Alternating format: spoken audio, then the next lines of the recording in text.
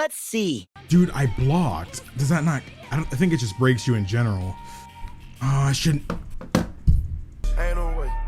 Ain't no way. I don't know, we gonna have to do a little. Nice. This is a video I've been debating on making for quite a long time now. However, there's been a lot of obstacles in order for me to get to this point, but this is something I really want to say at the beginning of this video. Hear me out. I know this is going to be a video that a lot of you guys write off towards the beginning of it, but if I've seen the analytics, if you were to watch through all the way through of any of my videos, let it be this one.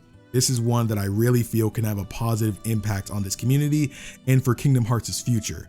So if you guys are able to watch through this video all the way through, I would very appreciate it. So in more recent years of Kingdom Hearts, we've seen more recently that non-numbered titles come before the next numbered title. We normally get plenty of them in between, say 2 and 3. That happened plenty of times.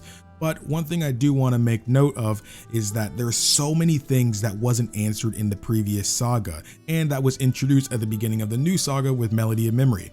What is unreality? What are the foretellers doing? What's the Master of Masters agenda? What befell Ava? Where is Subject X? What happened to Ephemer and Brain? What's the truth of Scalad Kylum? What's the story of Yozora and friends? What's Luxord's secret identity? And so much more. With that, there's a ton that needs to be covered, and going at the rate they've been at it, it could be another 20 years before we uncover all these truths. Swear, I'm not gonna live forever. However, Square has another title that, using that as an inspiration, could serve to have us get more Kingdom Hearts story faster, have it be more involved, and make it the most unique entry yet. They can make an MMO Kingdom Hearts game in the style of Final Fantasy XIV. Now hear me out, like I said before. I've made a video about why Kingdom Hearts Union Cross should have been in the style of Genshin Impact, and I still think that because both are gacha games, but the scale of Genshin Impact would have worked beautifully for Kingdom Hearts. However, designing a mainline Kingdom Hearts game would work well in the Final Fantasy XIV style, and by that, I mean an MMO, not necessarily that the combat systems need to mirror one another. I know the biggest hurdle would be getting fans to accept this new direction. I'd argue that developing the game in a way that it plays similarly to how Kingdom Hearts is already known for, and the general game design is reminiscent of what they're used to from the mainline Kingdom Hearts games like Kingdom Hearts Union Cross and Final Fantasy XIV for their respective series. I know this could be a new favorite way to experience Kingdom Hearts. This would be a time where you wouldn't have to worry about how the next game won't be better than the last, or it may be too different from what you're used to, when all combat and world design elements you love about Kingdom Hearts would just expand on top of a well-designed formula. Think of it like this. Picture your favorite Kingdom Hearts game and then imagine building upon it to make it better, more streamlined, with even more incentive to keep playing, getting better, with all the replayability Kingdom Hearts is known for. Because when you really think about it, all they really need to do is get a trustworthy engine, which they've already gotten one thanks to Kingdom Hearts 3, rehire the combat directors from series past like Takahashi, who worked as the combat director of Kingdom Hearts 2, and apply that to this new game. So then you'd have an MMO Kingdom Hearts game that plays like Kingdom Hearts 2. And that's all you really need to do. This is not something that's impossible. You can have an MMO that would play like that. Ambitious, sure, but certainly not impossible. In terms of scope and scale, having vast Disney worlds with even larger original worlds would do well with emphasizing how small we are to the unknown universe of unreality.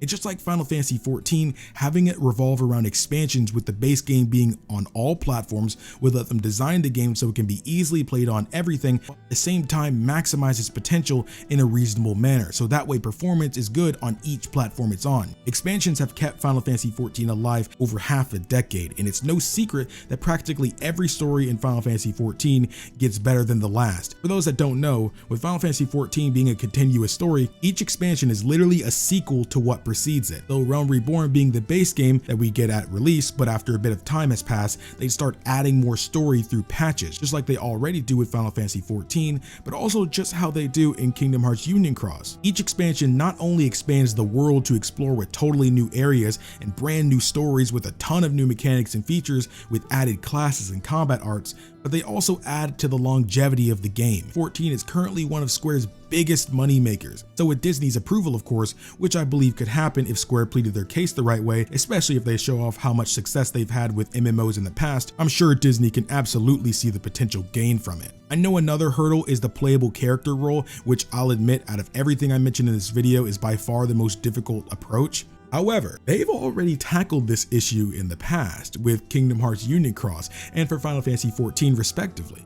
Both games are thought of to be, of their respective series, some of the strongest narratives in their entire series. For Kingdom Hearts Unicross, they made a playable character who was created by you, who does play a key role in the hearts of many of the main characters while they don't steal the show. The character gets their time to shine, just as the other named canon characters do. And because of this, it's very uncommon to hear Kingdom Hearts fans complain about the role the main character of Unicross plays in that game. It also helps that Yoshi, who is directing Final Fantasy XIV and Final Fantasy XVI, with Final Fantasy XIV only expecting around 5 years of life left, I think that by that time, having Nomura and Yoshi team up as a dynamic duo is a recipe for a brand new golden age for Square Enix. These two being people who in many people's eyes have made some of the best stories in video games. Both are masters of progressive and intricate storytelling that I promise you, these two tell the greatest bedtime stories of all time. But this just means Yoshi and Nomura are both directors at Square who have experience in amazing storytelling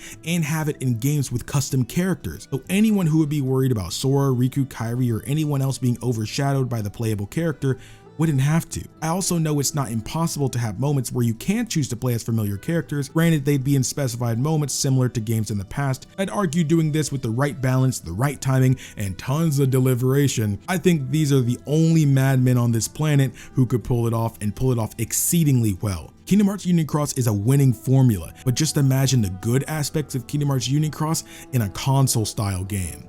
Magnificent. By far, it being an MMO is what I know would scare people off, but please, as someone who has never gotten into an MMO until last month with Final Fantasy XIV, it's shown me how competent Square can be with this type of game.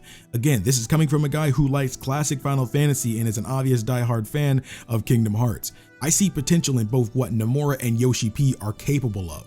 Again, there's tons of things they'll need to ensure of its success, that it needs to be available on all modern platforms including Switch and PC. The base game needs to be as welcoming yet inspiring as the series is known for, while still breathing in life that we've never experienced before with collaborative work from Nomura and Yoshi. It needs to be consistently driving players to keep playing, especially since it's not a gacha game like Kingdom Hearts Unicross. In-game events like how Final Fantasy XIV has the Nier event that add to the magnificence of the game while at the same time paying respects to those original properties. It would create the most intimate experience yet by formally getting the players involved while still constantly reminding us that this is Kingdom Hearts and it can still go further. There's a reason we all love Kingdom Hearts. There's something about this series that only this series can do. And the people behind some of my favorite aspects of this company, being behind arguably the most ambitious project in Square's entire history, wouldn't trust anyone else for this job.